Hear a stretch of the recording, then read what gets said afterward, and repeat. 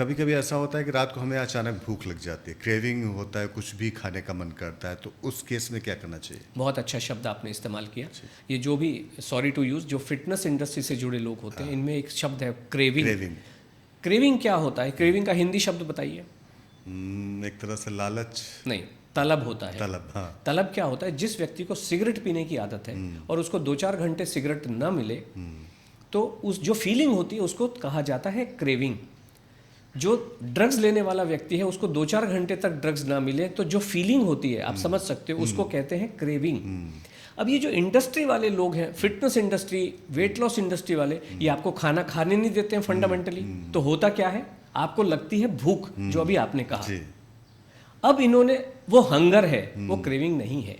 तो आपको जब खाना नहीं खाने दिया जाएंगे तो आपको क्रेविंग नहीं होती है। इसका मतलब क्या हुआ? इन्होंने खाने को नशे की तरह से आपको बताया कि खाने का नशा हो गया है और खाना नहीं खाते हो तो तुमको क्रेविंग होती है। Craving is a nonsense word as far as the weight loss is concern. आपको भूख लग रही है, और भूख क्यों लग रही है? क्योंकि ये कोई आपको खाना नहीं खाने देते।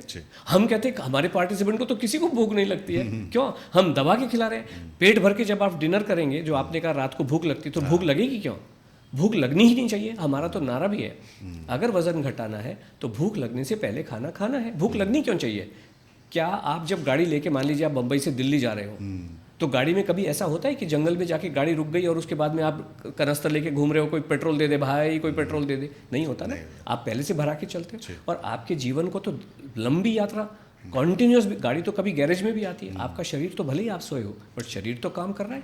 It needs the fuel all the time, it needs the food all the time, और आप दे नहीं रहे हो उसको। और फिर जो भूख लगती है तो कहते हो तो क्रेविंग है। गलत बात।